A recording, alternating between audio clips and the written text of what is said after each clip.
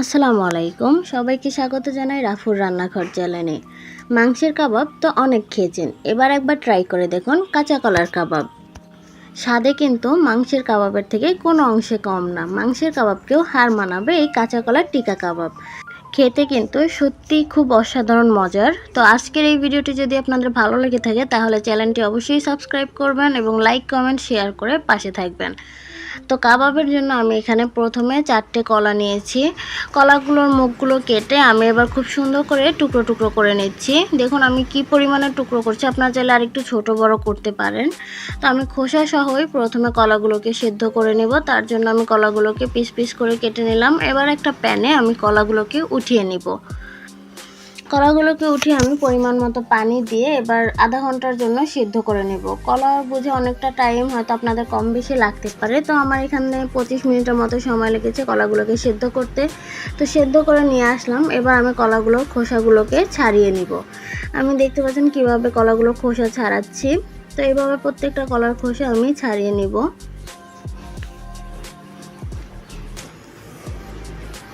কলার খোসাগুলো ছাড়ানো হয়ে গেলে এবার আমি হাতের সাহায্যে খুব ভালো করে ম্যাশ করে নেব, যাতে ভিতরে কোনো দানা ভাব না থাকে।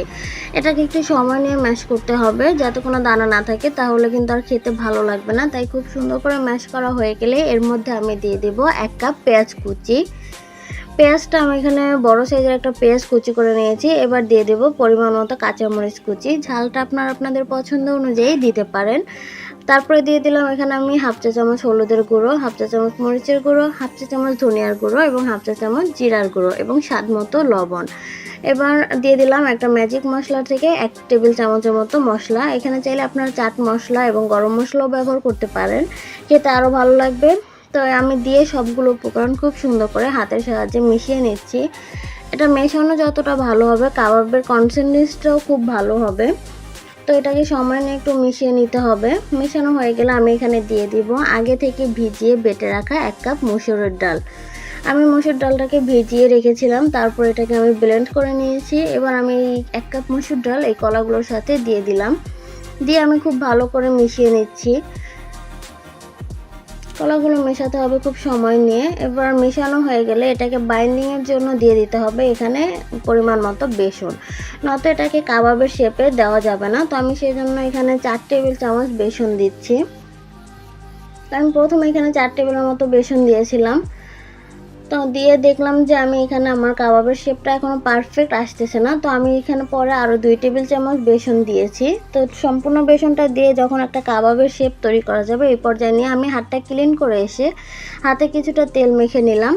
এবার এখান থেকে কিছুটা পরিমাণ হাতে নিয়ে আমি কাবাবের শেপ দিয়ে নিচ্ছি। দেখতে পাচ্ছেন আমি কিভাবে করছি, আরেকটা করে দেখাচ্ছি আমি। প্রথমে এখান থেকে কিছুটা অংশ আপনারা হাতের তালুতে নিয়ে গোল গোল করে একটা কাবাবের শেপ দিবেন। এরকম গোল গোল করে যখন কাবাবের শেপ দিবেন তাতেই হয়ে যাবে। তো এইভাবে আমি সবগুলো কাবাব তৈরি করে নিব।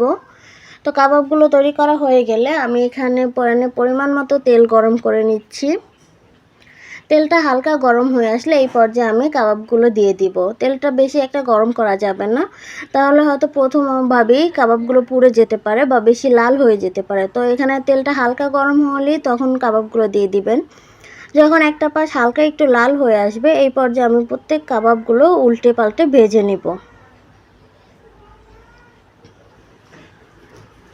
কাবাবগুলোকে আমি খুব সুন্দর করে হালকা আঁচে ভেজে নিব। এটাকে হাই হিটে ভাজা যাবে না, এটাকে একটু সময় নিয়ে লো হিটে আস্তে আস্তে ভাজতে হবে।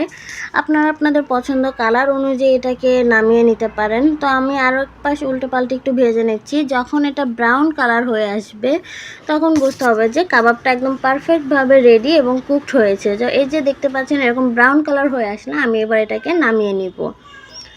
তো আমি এভাবে সবগুলো কাবাব নামিয়ে নিয়েছিলাম। এবার পরিবেশন করে দেখাচ্ছি। দেখতে পাচ্ছেন কাবাবের কালারটা কতটা সুন্দর এসেছে। এই কাবাবটা কিন্তু খেতেও খুবই সুস্বাদু ও মজাদার হয়ে থাকে, মাংসের কাবাবের থেকে কোনো অংশে কম না।